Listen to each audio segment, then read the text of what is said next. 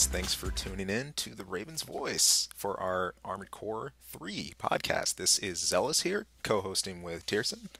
What's up? It's actually me. I sound a lot different, I know. Yeah, and now it's, as we know, it's because you got your new headset. It came in Best Buy. I think you just The picked that show up. the show finally has a budget. It had a budget of $5 and a couple buttons and a gift card that I got for Christmas last year, and I blew it all on a new mic. So, Good deal. Welcome everybody. Hope you're all doing well. This is the beginning of our retro series. We kind of yes.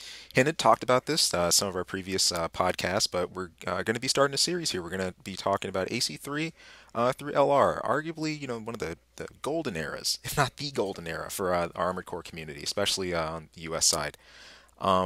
These games were very, very pivotal to the series. Not reducing from what Master of the Arena, Armored Core 2, Another Age, what those games, etc., brought to it, but these were real changing points for Armored Core in a lot of ways, both, well, not just both, it's in a lot of terms. I mean, aesthetically, in terms of gameplay and mechanics, what the community was doing, how far the tournament scene had come to. There was just so much involved in these, and taking some time to focus on them, they all deserve it, frankly. So. I And think you really hit it on mechanics.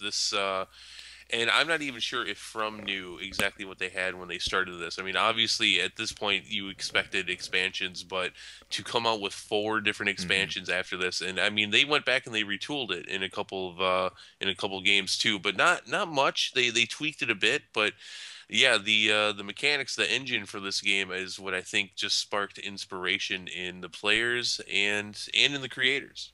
Definitely. This was hands down the most repeated engine that we've seen in the AC series throughout the most expansions and variations of parts. The amount of times the part sets that we had here, when they were renamed both for portable versions and for the PS2 version where it was based, is just amazing. We went from constellations and planets to more serial number style part names, just all over the place. And Right. the funniest part is you dealt with the same companies throughout. Our focal companies here were Crest, and then you have Mirage and Kisaragi. This Kisaragi. this kind of triple entente of corporations. And you had a couple, that kind of interjected in and out, but these were really our main ones that we focused on. So, Right. as we're just, kind of at the top of this, I want to take a second. May as well do them because we Go ahead. always do anyway. Plugs, you got some? Sure. Okay, we'll do Let's plugs. drop them. All right. So you're going to be able to find this podcast on YouTube, but you can also go to onrecordlegacy.com and go to the forum section, go to our dedicated section of the forums where you will find where we post all of these shows. There will be one thread for this five-part series, Mhm. but yeah, you'll be able to find it there. And see if you want to email us anything, we're not going to talk about it until after the series is done, but we'll be happy to answer any emails at our, let's see. Jeez, I almost said the Yeah. wrong one there. Oh my gosh. Ravens Voice ACL at gmail.com. There will also, by the time the series is done, there will also be many other ways to contact us, but we'll go with that one for right now. But until then, it's break time for us. So. Yep.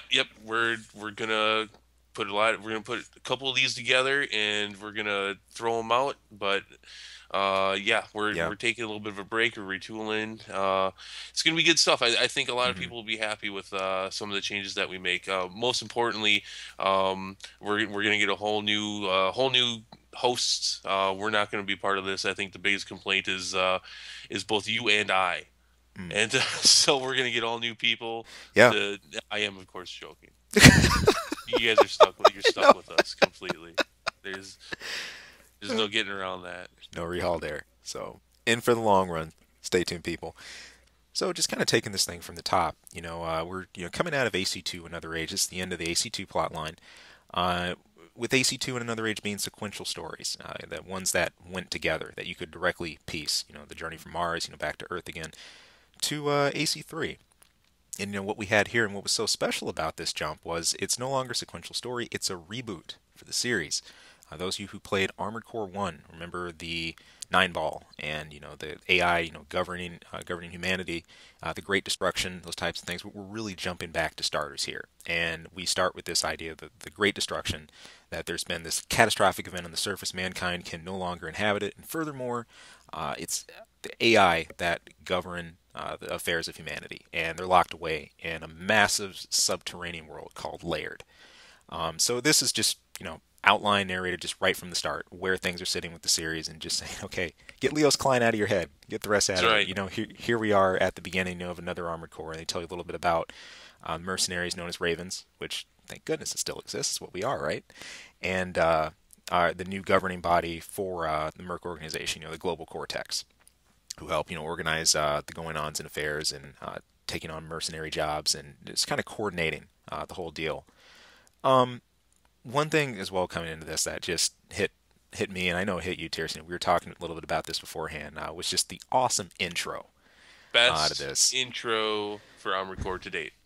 Just shined in so many ways. That you can make arguments for the quality of other intros. By the time other CG video had come up by that point, and just the general specs had been up. But as far as just how cool this one was, it's so difficult to match this one.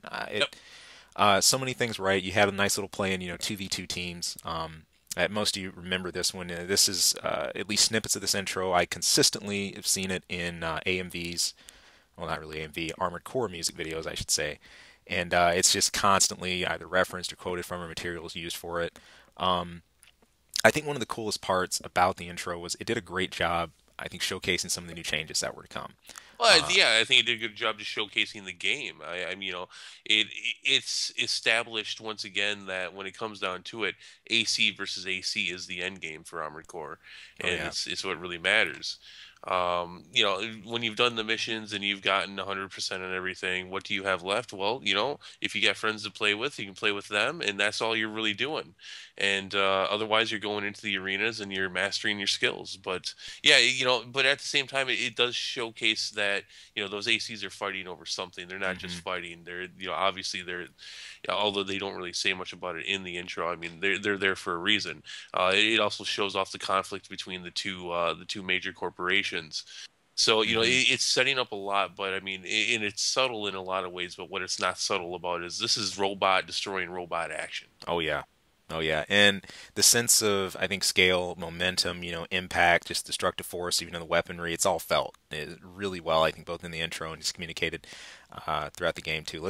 Speaking of forceful weapons, that scene that comes to mind for me was the second battle that was taking place. It was the light slash midweight crest that was taking on the heavyweight Mirage AC that was running Hmm.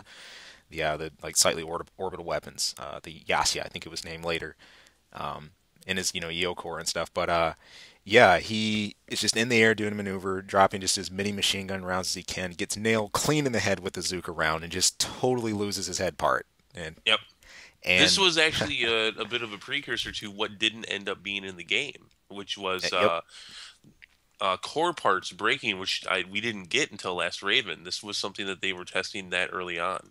definitely. We had this initial push, and this test for where part breaking would be and where it would sit. And this was kind of foreshadowing in a lot of ways of things that were to come, because we would see this mechanic during the AC3 generation, just way down the line, and it was incremental. If anything, the way it was added, by especially by SL, you started to see a number of changes with this too, or slow implementation of it.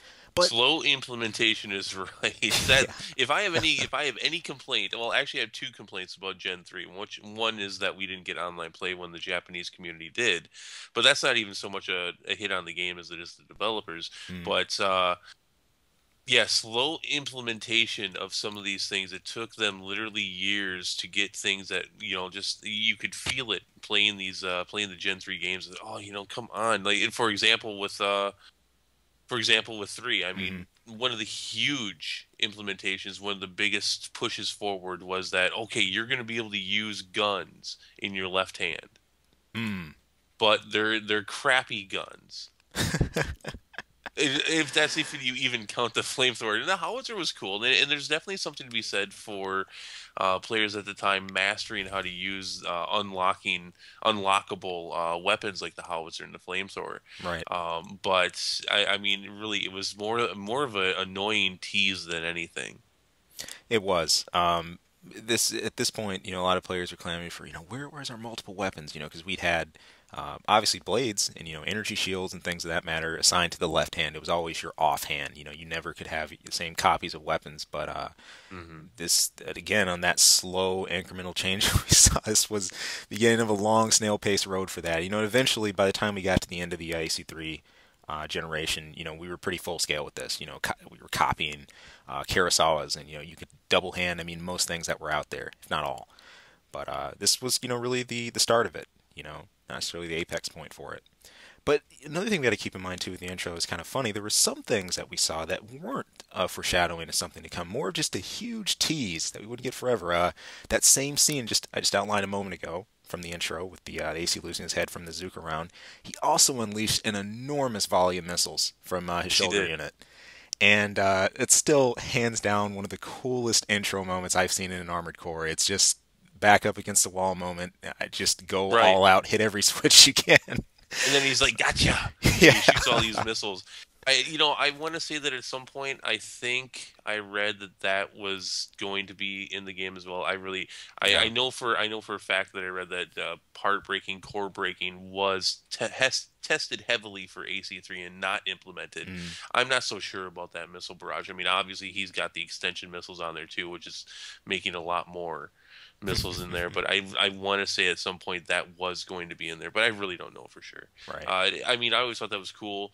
Not a part that I would want. I would think that something that had missiles in it would like.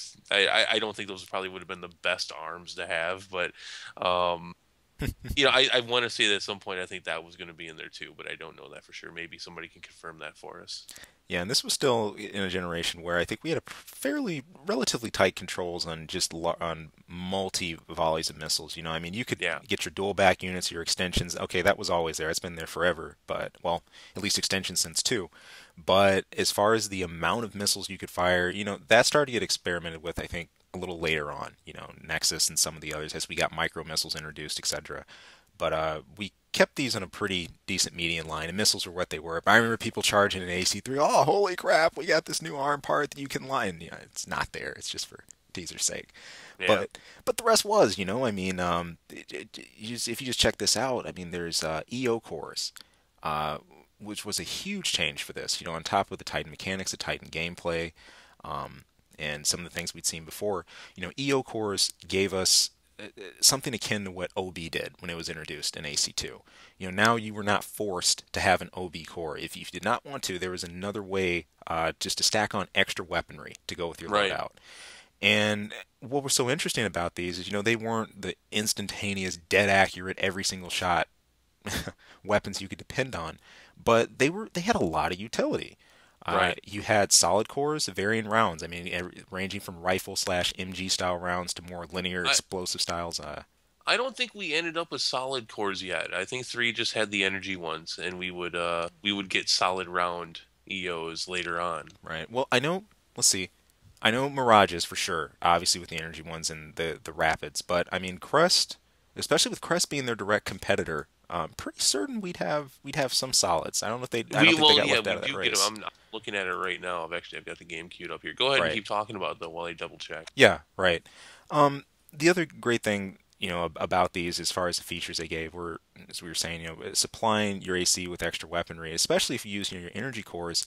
The amount of utility there was amazing. I know a lot of players were pretty stunned when you had the ability to sheathe your EO core, like if you're using energy, and have it eventually, build up and replenish, which really gave you some great options. Before the blade was, one of your most infinite resources you could tap into. And while the core couldn't exactly be spammed, to know tomorrow, it was still something, if you were patient enough with it, if you kind of metered things out, that would really go the distance for you and just help you stretch ammo wise throughout the battle. Some people, and myself included, I was an OB freak by this point. I loved EOs, loved the addition, but I never got into heavily using them. Due to the core types I did, but this really took off, and now you had your camps. The EO versus OB. Um, I think in some cases, some loved it so much, we even had groups dedicated to certain cores. I remember OBG, the Overboost Gang, Oh Booyaka, my God, the Overboost gang. yeah, Booyaka, the Captain, and many others. Some of you may remember just vehemently pushed Overboost. Now, while I never saw a total EO dedicated group, there were very, very fervent EO fans during this time, and this is a core that's still very missed today Hmm. in a function that's very missed. Yep. Agreed. I mean, I loved it. I thought it was a really great thing to add to the series and to give us options. That's all what it's about. Armored Core has some of the most amazing customization that's really, in our opinion, like ever been brought to games. And Right. the more variability, the more options and customization you get, well, the better, right? I mean, it fit like a glove, and that's simple. So And I can confirm that we did not get solid round EOs until later on. those They did there drop in were later. Thank you. Cool, cool. So that would probably be, goodness, at least SL. We were looking at those because they're a well, little more down the Silent line. Line took this and just expanded on it. I mean, well, it was an Right, expansion, so in a very literal sense, but right. it did it well. In fact, I don't think they really changed the formula at Mm-hmm. all. They Mm-hmm. just built upon this, and I think that's we were talking about this before the show. Is that the AC3, if it's known for anything, it's really we touched on it a little bit. It's known for just laying down probably the most solid of a foundation Yeah, for Armored Core and all these expansions to be built on it. I mean, they yeah. beat this horse to death, but it was justified in doing so. Right. And let's look at one thing about how this foundation was set and how it was done. The latest incarnations of Armored Core, we've had, especially for next gen with AC4 and 5, have been radical overhauls in a lot of ways, but the way AC3 did it was so interesting because it really built upon what was there, what had been set on in AC1 through MOA, what had started to develop through 2, through Another Age, and it just solidified the whole thing and made it really, really impressive. And the controls got tighter. The mechanics were sharper and everything to it. The heat had obviously been tweaked with at this point because radiators were in full swing. And this was what really stuck with the community. Just stuck like really, really good glue that you just don't want to get rid of. Mm. That's the best way I can think to describe it. But it wasn't a let's turn the tables and just kill everything about the system that we had before. No, it was let's take all of those things and let's make them as awesome as we can and build on it. And they did successfully. They did change a couple things here. I mean, one is the separation from human plus to op intensify. Hmm.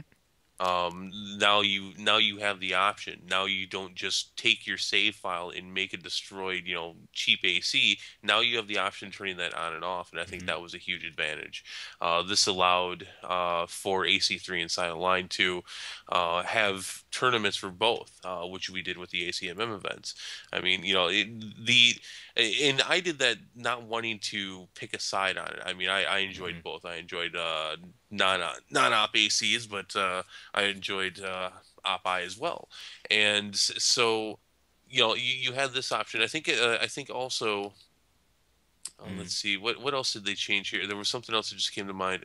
I believe being overweight, playing overweight is a different option now. I think that was something, wasn't that in Another Age in AC2, something where you could do if you beat the game and you could do it without hindrance, whereas now Right. you can play overweight, but you're going to pay for it. You're going to be slow. Yep. You would get that terrible buzzer, that glorious sound. You'd walk in and your AC whining at you about how overweight you were. And Mhm. you had to correct that obesity or you were going to have an issue. Now, overweight, Correct that obesity. yeah, over overweight though was brought into a neat focus. Some players would use this to their advantage. For some it wasn't until SL where they got the parts to do it, to actually do it right. But some would take in purposely come Hmm. overweight and drop either a couple of cannon shots or a very large volley of missiles at the start, and then just drop from there. Right. And it was just What for extra ammo's sake. But you always remember the name of this part. I don't remember it. My yeah, friends and I, we always called this the Krusty Bomb, that slow, super deadly missile. the Titan. Yeah, that's something that we would come Yeah. in and we just burn those off and drop the part and go. So yeah, you will hear me reference the Krusty Bomb again because that's just we love that. But and ever and since the first one. oh, for sure. And there was something else you just slid in on that very, very note with parts. And this shows how well these connected, these elements work with each other. And that's part dropping. Yep. Before, we're coming out of AC2 where, really things were static. Like you equip said parts and you had to go with them. They were going to be with you the whole battle and beyond. Now you had the option to drop your parts. Enormous change as to what that meant for AC designing, which you could bring in, and your potential weight and your potential speed. It really meant a lot. I know Right. obviously this could be a great focus for bladers. You could trade off some of your extra armaments for greater speed and mobility when you're going in for blade kills. If you've run out of ammo, if you've had trouble with that, if you just want to flat out style and just go for overwhelming your opponent with some glitz speed, it was there. But part dropping gave an enormous boost to the series that is still in today. This is something that is just has not moved. It's just been a stone in the AC series, and by all means, it should be here. It's an awesome feature. So along with your part dropping, I think another thing, not as drastic, that came with the controls kind of tightening up. We had, especially it kind of goes along with the line of the usage of decoys, but jink dodging too. You could do this back in AC2 with your close use of your shoulder buttons and everything, but with the controls just feeling so much more responsive for 3, and also other little subtle changes like quads gaining walk animations, and really effectively changing the whole way. Yeah, I'll go on about that one all day. That was just As well, it's you like should. Christmas. That was, yeah, it was an absolute Christmas treat. I mean, changing the effect of a leg class, like from where it slid, to the walking animation, really giving you more control, in my opinion, better, more efficient boost, was enormous. And then, it almost added like a bipedal quality to the ability. You could kind of twitch and walk with everything you were doing. So, uh, all these things kind of compounded, on one another. And the sum product, I think, gave players more options, not in just their garage when they were playing, more variability in playstyles from the weapons and everything we had available. And I mean, just an overall really, really cool experience and reimagined storyline. And so, like we were saying, optional parts still exist at this point, Yeah. and yay for that. Always one of my favorite options. Let's see. Painting at this point really has no evolution, nor does the Emblem Creator. I believe AC2 saw evolution in that, and then they just continued on with it for a while. This will evolve in later expansions, but for AC3, it's just you can't paint your weapons yet. Emblem Creator is what it is. Yep. It's better than it was in PS1, but it's still pretty limited. Um, Hmm. See, so let's talk a little bit about the mission section because Yeah. this is now we're at a time when there's a mission section and that actually kind of matters. Yeah. As we're talking about, missions and going into story mode a little bit here, it's important to highlight, I think, what was at stake first. The normal things are pleasantries are exchanged and out of the way. Your operator that guides you through missions, the global cortex, their function, their purpose, and you begin to take missions again. This is really reminiscent of AC1. Yeah, The this is pretty run of the mill of what we've seen, Yep. but it's an evolution of what we'd seen in the past. Yeah. And as the interesting thing about the progression here is this kind of gradual, I think, recognition of the situation that's happening, and layered. It's this idea of this acceptance of a situation that's been imposed, like on humanity and how people are living. But the more you go through the missions, the more you learn about the subterranean world you're in, and the more you start to see just like the chains of the structure, basically, and essentially you become a threat, which is so parallels, the original Armored Cores.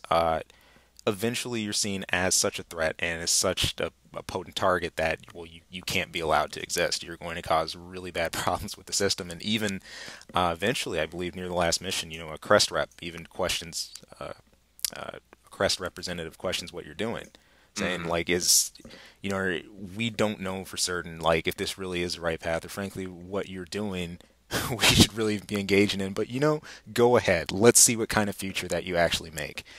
And it's neat. One thing I remember about AC3 is just seeing from both sides. Some, especially enemy pilots that you ran into, that were really staunch about keeping the way things were in place and not deviating from that at all.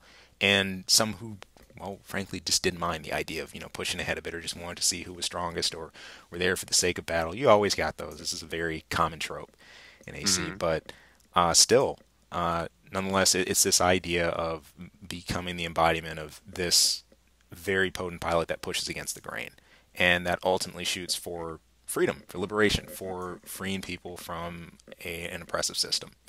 So, another cool thing is, I kind of just, as I jump through some of this, this had probably one of the coolest renditions of, I think, Last Battle. Those two guards, we call them Guardian MTs, or Guardian, they were in front of the controller before you reached the main room. Such a fun theme, such a fun battle. This is probably my second favorite end boss for any of the AC games. The first one, I don't know, it's going to be pretty hard for them to top the AC1 final battle, but Oh yeah. for me anyways. But yeah, I mean, here you go, and this is what I talk about. This is what I think that they should do Mm. instead of bringing in all these super mega powered robot transformer things. Here you are. It's you against two armored cores, and they Yep. were tough, and I do believe they were op-eye, but Oh yeah. but that's the way it should be. It's like, this whole game is based so much upon what you're creating, and it's a game of rules basically, whereas this works like this and this works like this, and you have to build something awesome under the confines that we've given you, and then for them at the end to just break the rules just always drives me nuts. Like, oh well, everything that we've made you do, doesn't matter. Ah, We forget it. you know so that here it is. It's you against these two ACs, and it's a pretty awesome battle. Definitely. Another fun thing about it from Still Do This, but it had a very memorable soundtrack, at least in my mind. It was called Administrator, I believe, and it was just specifically for that very encounter, and it just added even more impact to it. It was just really, really Hmm. sharp. And this was like the height of a lot of things. I think you had From Software for parts of the AC3 soundtrack, but uh, I felt that AC3 had some of the most variation as far as music wise. We're coming out of, in two, it was very club like, lots of electronica, dance style. Mish Van Dijk, did the soundtrack for that, and then They Ace still use that soundtrack at dance clubs. I know it. still rocking. And then, Another Age from themselves really focused on that, kind of boxy, rhythms, boxy beats, and Hmm. electronica. But you had that here, but we started to have a lot of excellent instrumentals. Yeah. And one thing that also really hits here, I'm just going to jump back, on our intro even, that title screen, for No More Cry. What Oh was the my name of God. it? Magic. When I queued this up again for the first time in years, and I heard that. Oh, I was like, wow, Yep. nostalgia. I'm like, I am back to 10 years ago. Just instantly in my brain. I'm like, wow, holy crap, that I'm not even gonna try to imitate that singing. But yeah, it was like just boom right in the face. Yeah, we want to point this out that a lot of these tracks, especially the title screen, are ones where you could just sit back in your chair and just loop, and you wouldn't mind it a bit because they were excellent. And this was something that I think fans weren't used to, hearing with AC. We started to get some great instrumental accompaniments, like uses of violins, a lot of some orchestral sounds and everything. But it made a really unique mix. And even today, when you see Armored Core remixes get released, we had AC reprises from records hit. AC3 or somewhere in that generation, usually 3 or SL, they're some of the first ones to be featured. And No More Cry, you hear Monkey Likes Daddy, from SL and a number of the others. They're always some of the first tracks to pop up, and there's just an instant recognition. And I think both those tracks too. But the title screen from AC3 and the intro are some of the iconic tracks that we have in the Armored Core series, and they're still picked up on today. So really cool You know, to see. getting back to the missions though, Yeah. just to make sure we run through this. I mean, Hmm. it is typical fare. You're in this up until this point, and in like in the previous games, that had an emphasis on the story, that had an emphasis on your missions. The missions you choose will dictate other missions that you get or not get, and of course, when you've beaten the game, you have access to all the missions. Hmm. A lot of typical stuff like that. You get the occasional, you get the basic MT ones. You have to destroy this, something about a bridge, something on water. There are there's some kind of alien things in this one too, isn't there?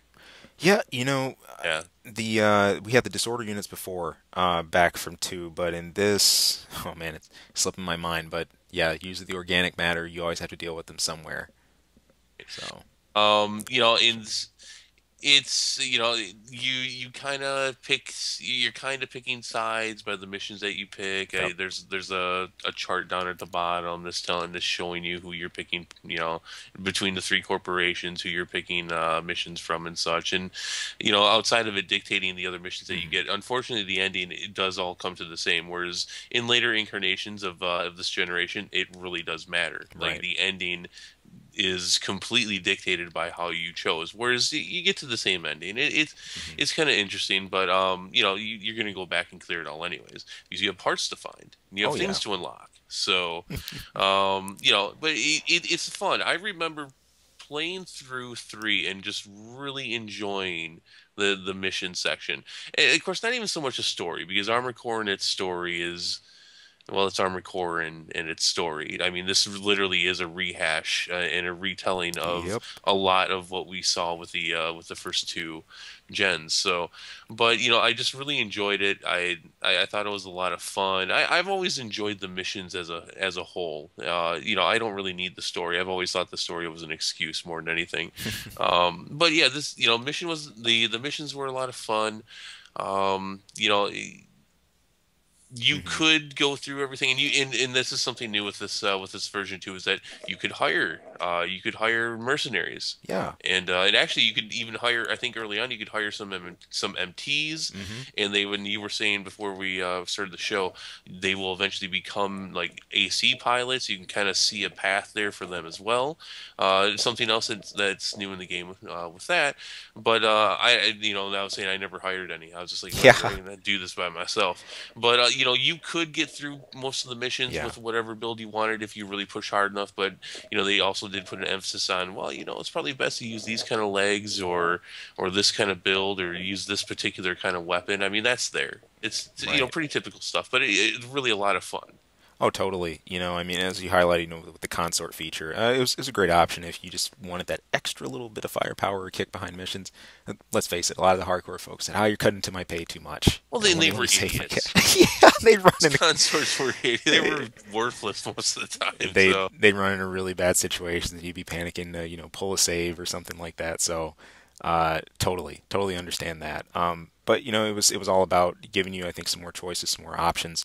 I'll tell you one where I always felt it didn't have an effect. Any of the missions you'd see like a massive MT on, you mhm. might have felt like, oh, you can draw fire for maybe about 5 seconds, and then we'll be fine, and you'll be right back on it again. But Yeah, that was another one that surfaced here. And this again echoed that reboot for AC that we talked about. In the first Armored Core, there was a massive MT near in game. A huge mech that you had to deal with, and it's the hmm same case here. It's a two-part boss too, which made it even more interesting. But it's just such a love letter. If you look through the way this was constructed, the way the paths go, it echoes AC1 so well, hmm and in an almost updated way though. It's really neat. It doesn't have all the overshadowing such as nine ball and everything. It's centered the player's path a little more exactly on what direction they were going in. It just was a blast. I mean, from the way it was constructed, I don't think I really ran into missions where I just said, this is just a drag. This is boring to do. I was excited to see each part, and to advance through it, to see right, what new parts I was going to get and what it was going to unlock and what it meant.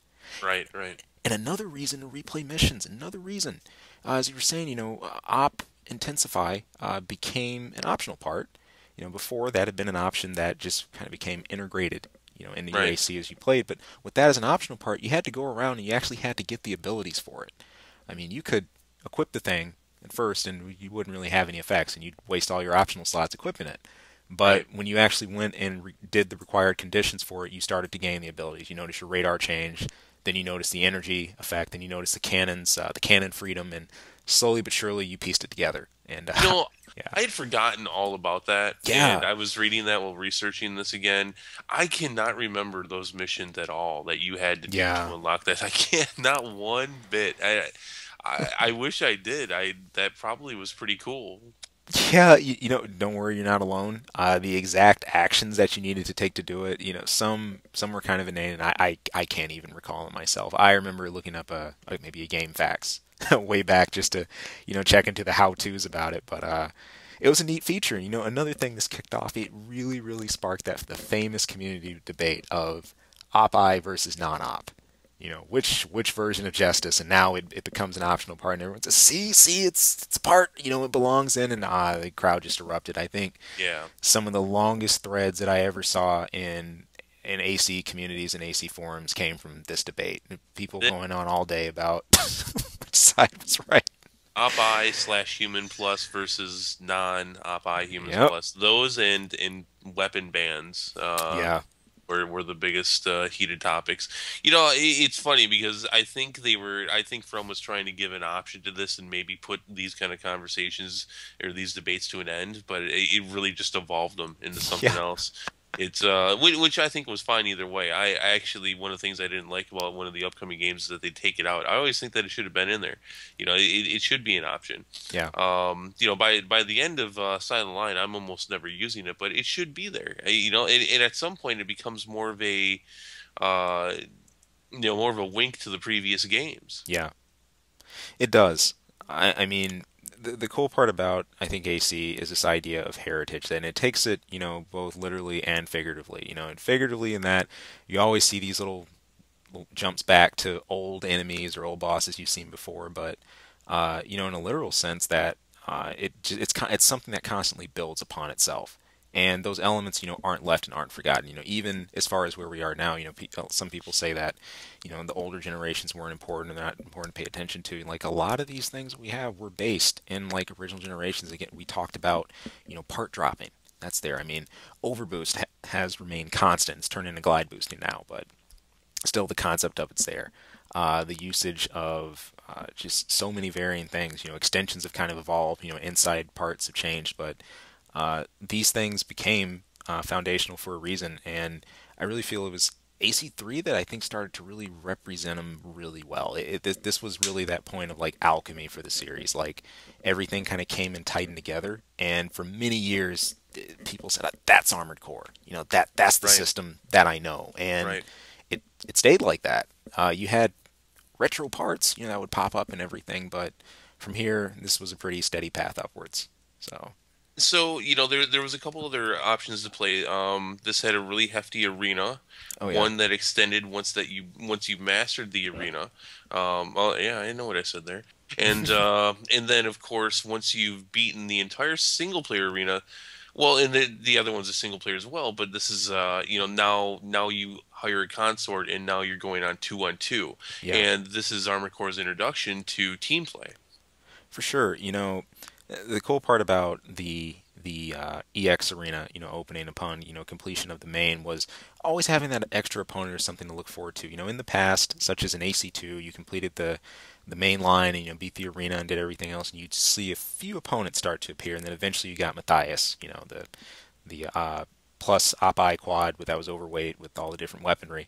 There were usually a few that would pop up, but here you actually got another mode, and this was really welcome. So, here's this idea of teams. Teams of ACs being batted around really early on. You would have an AI team of two you could go against, and you could partner with another AI to essentially do a two-on-two battle. And it was a really welcome way to open up the arena. We still had the old things we had. You'd have some of the new opponents that would open up and everything, but this was really another branch, for this system that we've had since like the very start. I mean, MOA came up around the thing, and Arena had been pretty critical to AC, and it was still kept in for three, and they finally evolved it a bit more and pushed it further. And it's funny. Arena's one of those things that you say, okay, it is what it is. Like I get it. Like I understand the feature and why it's here. And I think a lot of people, myself, I know I'm not speaking for everyone, but at least this is how I felt, that Arena's what it is. I'm cool with it. I really don't mind if that's not changed. That won't do much. But From surprised me here. This was a welcome change. I said, I'll be darned, Arena can get a little better. For something so simple, I worried about. I don't complicate it, don't bungle it up with a bunch of things, leave it the way it is. But it was a good change, and it gave us a bridge into some of the later play we'd see, in events. I think of team player and multiplayer. I think of Gauntlet and team events Mm. for tournaments, and we really had this open up at this point. Things kind of going from one on one to the ability to use teams, even if you did have them small or some of the multiplayer stuff. So, really sharp feature. Yeah, yeah. So and the again, foundation built here to expand upon, and boy, they did take their time expanding on it. But by the time we get into Nexus and Ninebreaker, and we're pretty much seeing the grand scope of this generation, and definitely by Last Raven. I only exclude Last Raven because by this point they did take a bit too long, Yeah. and bringing everything to fruition here, and but again, this AC3 really just laid down a great foundation for what was going to be, as you said, the golden era for this game, at least to this point, Hmm. and no signs of it not being that in the future. So. Um, Yeah. Uh, yeah, so the multiplayer was a lot of fun. This at this point I've still got a few friends that are playing this game. hmm. We're still playing it together, yeah, after all the years, and we enjoyed the hell out of it. We do some team play. We do some free for all, and then actually my first tournament, my first event. And now that being said, I used to play this game with as much as a dozen people regularly, but Nice. my first actual event a few of us went to was for Armored Core 3. Wow. This really felt like a time of, I think, awakening for the U.S. competitive community for things.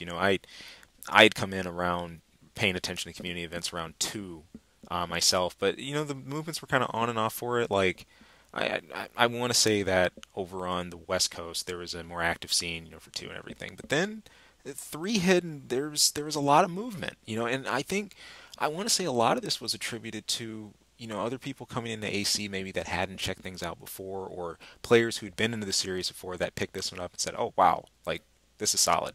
I mean, a couple of guys I knew around me that just were locally really got three I knew got back into AC at this point. About four I knew actually picked it up for the first time and really enjoyed it.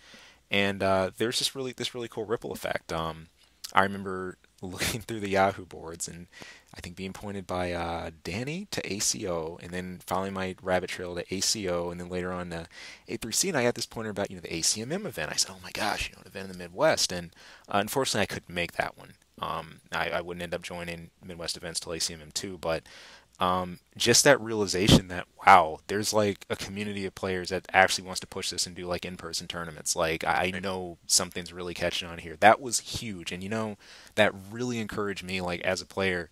That, like wow, like I'm not just playing this like in a box. Like this, there's Right. this, there's this awesome opportunity to sit here and to expand, even though I don't have online. Let me try to plug into it, and just Well, and knowing that was there was huge. So I had been yeah, around a bit before ACO was. You had some websites. You had the Age Tech boards, and I think yeah, that was the big one for a while. And there was GameFAQs, and there was a couple others besides, I believe, Garage. And I believe that's one of the oldest, if not the oldest. But I think what launched a lot of this. I mean, we've been talking so much about how much of a solid foundation this was, but at the same time, you have a growing internet, and yeah, you have a growing fan base, and I think this all just kind of worked at one time. I mean, this game came out in 2002. yeah. The internet still has no identity of what the hell it's going to be. It knows it's going to be something awesome, but it has no idea. And I don't think anybody knows how big it's going to get. And so it's yeah, I think a lot of that just went together. I mean, naturally, okay, so we love this game, and most fans of Armored Core either they love it or hate it, but they're passionate about how they feel about it. Yeah. And so obviously now there's the option to branch out and find out what the rest of the world or the rest of the country has to say about this. And I think that's we see an evolution to the community in that. In Yeah. fact, I'll even go so far to say we don't see an evolution in the community. We see the birth of the community. I'd say that's an apt term, honestly. I mean, a lot of the older events you look at, no matter regardless of where you pedal back to, you can see this basis on AC3 or SL somehow. I mean, you ask most players to pedal back as far as they can remember, those are tend to be the games that they sit and settle on, and for good reason.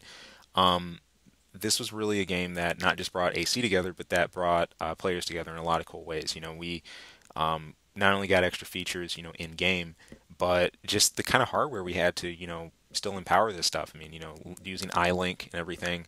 I mean, you had that for two, but there were other little things that got worked out of it. For competitive play, like we had the horrible missile lag during AC2. Like even when you were linked, and if you unleashed a volley.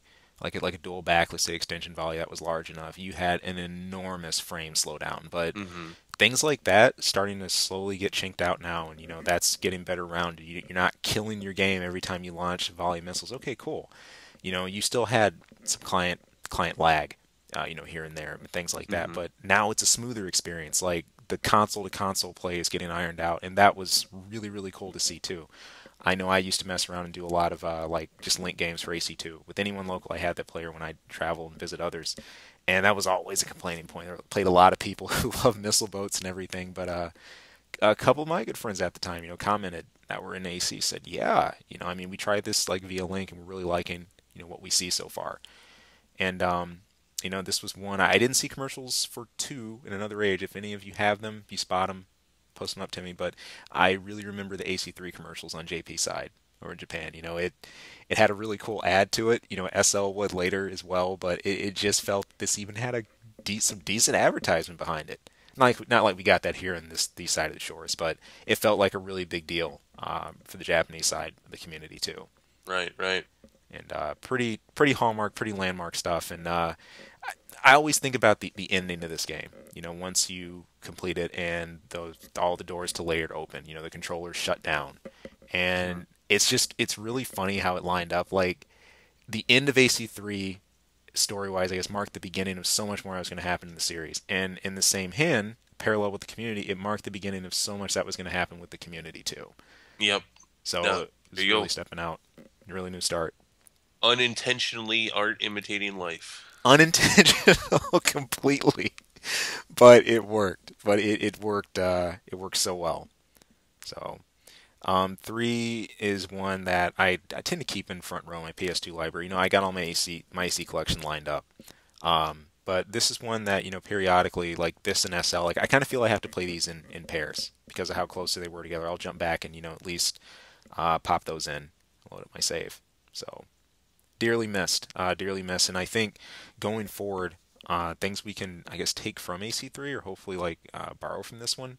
Um, Looking at the way the system built, the way how sharp the mechanics were, even if you did have some goofy defense formulas, I know shields, some were odd, like there's Shields. solid defense you can get. You had the funny glitch with deeks, decoys. You could deploy, a deek to Mm. stop a grenade round and things like that if you timed it. Really strange little things like that. You can kill people with decoys. Yeah, drop them on their head. They Took look. people out with decoys in my days. That's what was the 10 damage they did. Hey, sometimes that's how you got to do Yeah, it. but going forward, I'm looking at the styles that came out of this too. It's neat. It went from it felt like build in AC2 to like styles. Like it could be just completely me, but I felt um, styles of ACs really evolved from this. I remember Big Phil and others talking about the Go map design, for tanks, and the jousting tank, began to come about at this point. The GNL was so powerful at this point in the series. I'd say one of Hmm. its best incarnations. It wasn't the fastest round in the world, but the rate you could fire that thing and just the area of contact made it a top tier cannon to run. You had, You got the crow. yeah, I believe that was that the only banned part for AC3? might have been. Again, AC3 was one that I wasn't in competitively, but I know Crow, as far as for your extensions, your stealth extensions there, those were nasty boys. You Yeah, they didn't want were those being around, and ridiculous. you turned them on, and yeah, well, you're blind. That's it. Yep. But yeah, super small band. You didn't have Kurosawa Mark IIs all over the place, and all Right, right. I was gonna say this is yeah, where the carousel comes in line, and yep. it's in line with all the other parts and says you are balanced. We talked about this in our case saw special too. That weapon got a very rounded design in this, and it kind of became its own thing. It was very viable, very usable, but indeed it was balanced. I think that's the coolest part that came around about it, and I just enjoyed seeing this. I there were some people who bladed that were more prominent. Blading had been in a long time, but Oh my God, blading in AC3. yeah, Holy shit. I think it should be important to note, even though we did see it in other versions, it had changed a bit by this point with blade tracking. Um, Oh my, you yeah, said it. yeah, You said I said blade it. tracking. I said it. People will go back and forth about this one. It was a good thing. It was a great thing. It was a terrible thing. It shouldn't be entered. Something in between. But And From didn't have any idea if it should be in there or not. Just you would see it change so much, and just complete generations don't have it, and then they bring it back, and it's like, well, make up your goddamn mind. I'm trying to learn here. yeah, this I think the AC3 gen, especially start of AC3, that this started to go through some of its most radical phases. Anyone who really started getting into blading at this point would notice you go for shifts in your swings and then you just fly off in a very odd direction if you really weren't trying to control it. But eventually, when you fine tuned it, and if you really looked at the blading game, players would use this to their advantage. They knew what type of momentum it would take for them to pull a reverse direction, or they swung at a certain angle where they were going to fly, and they used it to their advantage. You get essentially like a free kick, like a free boost off of it, and it got really erratic, really choppy at times, and it it was always wild to watch. I was never a hardcore blader myself, but I used to love to watch two people that were really into it. And it seemed just like the oddest thing, some of the swings that went off and like some of the unpredictable directions things I would was fly. never a But big fan myself. I had yeah. to learn to survive blading though, because so many of my friends they love, oh, this blade, eh." And so they'd be like, "Come on, Chris, get in there and blade." It's like, oh, come on. I had to learn to be competitive with it, but Yeah. overall, I'm dragging my feet going into blading. It was all right, but but yeah, very interesting. And the dynamic of blade tracking was part of what I hated about it. I was like, "Man, why? Yeah. Why is it gotta be Why are you like even this?" here? Totally. It. I think for some people, because of how insensible it seemed, it threw a wrench in a lot of things. But for others, they were kind of just open about it and just embraced the thing, for what it was, and Right. went with it. I mean, I guess to the point where I understood why it was doing what it was doing, but at the same time, it's like, it really doesn't need to be doing this at all. Right. But I gotta admit, the whole leg lock to Michael Jackson's like slide across the ground and then fly in the air for a blade was pretty fun to watch. When I watch replays of this stuff, I always love to see good blade tracking hits. It's the funnest thing. Yep. So man, but yeah, I mean, I guess some of the last notes about three here. The iconic things, weaponry that we'd seen in the AC series, would remain. We talked about GNL, Kurosawa. Moonlight was still here at this point, very strong. Still the good old blue slash we remember. And MGs and the different part categories were what they were. So if you were just coming back into this again, let's say, oh, I played AC1, but now I'm playing 3 again. It's just a completely different thing. Like, no. The There's slut. not, yeah, there's not much of an evolution Yeah. in weapon types. Yeah, for sure. I mean, you got your slug guns and everything still, and your laser cannons and what's there, and the usage of weapon arms, various slug classes, like those things were there. But obviously, a lot of all that had changed at this point. Heat was it was a consideration because you could go into a burn.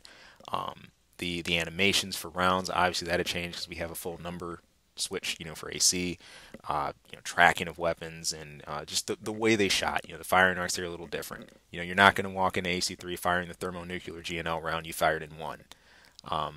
Things like that. But those types of animation changes, part specs, that's naturally going to change when not just from new hardware. We're talking, PS1 to PS2, but also new game and that growth of AC marked from 2 to 3. All that came Actually, into play. no, I'm sorry, go ahead. No, I said all that tended to come into play. But go ahead. I think I might get smacked in the face for that one. Did we get parry blades with three, or was that in two? Parry blades were I think that was three. not right. Parry blades were not in two. Uh, Okay, so no, we did get a new type in that, something that has sustained and stayed around, which is the parry mhm. blade. I said that I'm like, I better check, otherwise I'm gonna get smacked in the head Yeah. with the 10 pages of a thread telling me how Oh, man. stupid I am, especially when it comes to the parry blades. We've already had that one, so Oh and goodness. I think I'm seeing for the first time the incarnation of the weapon, or the arm holding missile. Yeah, you had the arm missile, or some people nickname it the pocket missile. Yeah. Pull it out, fire missile. Shoot it down. Pull it out, fire That's missile. what they call the pocket missile. A few people I knew. I didn't think this was a large like colloquialism or something. Some The pocket. some just It's referred it's to it. something else called the pocket missile. I don't know. Look at this guy. This guy. But yeah, as far as what you had, if you just look through the listing things and the how his blades came about, and especially the use of the parry blade. This was our first foray into like the solid blade. And it's only recently we've really seen that taken a step further. With like genuine things like the Murakumo and everything. But the parries were a very special type. They did not have a really huge range like the Moonlight and some of the other deads, like the Halberd, some of those blades. Super short range, almost like a very, very short range punch. But if those things connected with you, they dealt all sorts of damage, and you'd be burning all day long. So, and they Yeah, specialty, very, I very specialty. I think I'm gonna have to bring this up too. I think no, this is not the first time we see a back weapon giving us orbs or little pods. That was an AC2. Oh, right, it was. Yeah, orbit Okay, units. so that's yep. First, okay, so that's not the first one for that. I Mhm. figured I was gonna get nailed for that too. But I do believe this is our first four-barrel back weapon. Yeah, are you talking S- about the The string. string? Yeah, string like those things. I remember firing them. Boy, oh boy, you felt that drain. I I do mean, believe this is the first time we have a double back weapon that has just one barrel. and are we leaning into Lick 10, aka linear cannon? Yes. Oh yeah. So, but nothing real major there as far as what these things do. Definitely cool factor though for those. But arm mounted missile and the parry blades. Those are new, hmm hmm insignificant. Very, very. And if anything, led to a very, I think, personalized style. I only knew a handful of players that really took heavy advantage of parry blades. Not just having the courage to use them, but knowing how to use them right and how to time it properly, because it was such a short range hit. They were But tough. very, very, but Yeah, great payoff. And I can't even count them on. I can count them on one hand. The amount of players I knew who were really proficient with them. So, they major were not easy. props. No, And no. at those ACMM events, those gauntlet events for blading somebody, you'd always have a couple guys coming in with parry blades, and you were like, really, this guy's either going to be nothing to worry about, or he's going to be the king of this freaking event.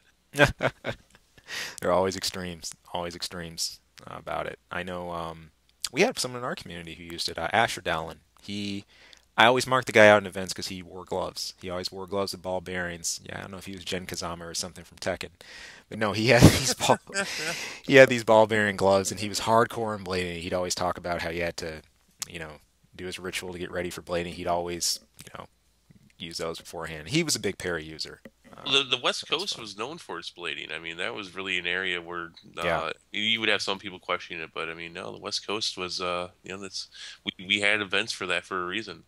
Yeah, and I want to say the guy that always comes to mind. I want to say Booyaka led a lot of the online charge for that, especially just displaying parry blades. Doing recordings of him, using it via Kai. Once we finally had access to that, and fun, very fun to watch. Always inspirational stuff.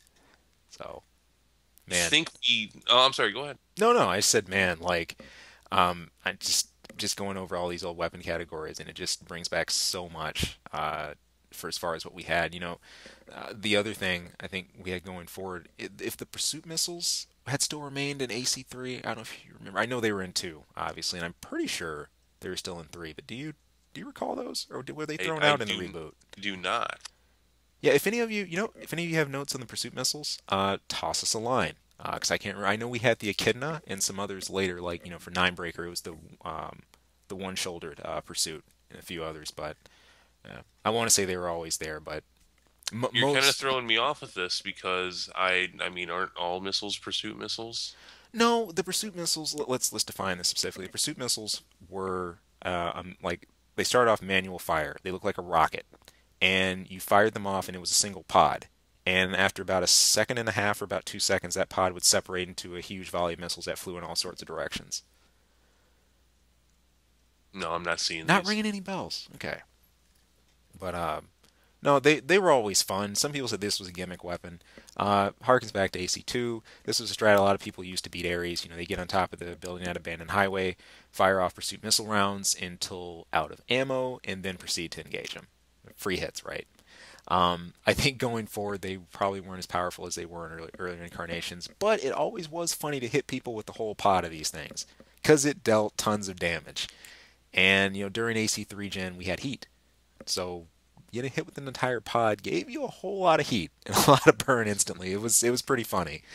So, no, good times. I But think we've actually hit the gauntlet on this game. yeah, yeah. So if you have not played AC3, if you don't have a PS2, if you just have a PSP laying around, there's AC3 Portable that had a couple of new parts added that we didn't get in the original AC3. Regardless of which way you pick it up, this gets our golden seal. Highest recommendation for must play in the Armored Core series. we've gone through a plethora of reasons here about why this is such a prominent game, but it meant so much for the community, so much for players, and you're not going to go wrong with this one if you're looking for old school ACs.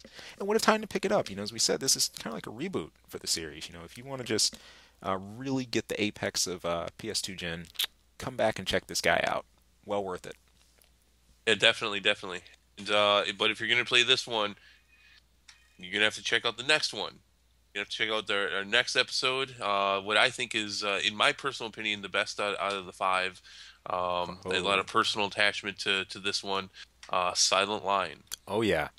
We're going to be covering that during our next podcast, the ins and outs, both, I guess, story-wise too, the little story it did have, what it meant for the community, where we were at the tournament scene at this point, and what it introduced for us, mechanic-wise, design-wise, weapon-wise. It's a lot with this one. This is a very beloved entry in the series. I'd want to say up there with three. If three was the genesis point for a lot of this, rebirth, SL capitalized on it and really just solidified this and was just a fun, fun, fun time to be playing Armored Core. Literally, I mean, the engine to the game doesn't change Yeah, much, if at all. It really just takes what three starts and finishes it, basically. there we go. So that will be in our next cast. Look forward to that and stay tuned for it. Um, Again, I'm just going to go ahead and just throw these down early. If you want to drop us a line, we mentioned a couple of times earlier about pursuits and some of the other things. You got comments, whatever it is, questions, send it to us. That's ravensvoiceacl@gmail.com if you want to email us. Also, be sure to stop on by armoredcorelegacy.com, most active forums we got for AC at the moment. I'll be sure to place links in the description if you're looking for discussions on this specific podcast thread, but you can go through the topics and see anything else you want to jump into as well. That'll be posted for you. So until then, stay warm if you're freezing. Happy holidays to all of you, and stay tuned for next episode. Thanks for listening. See you guys later.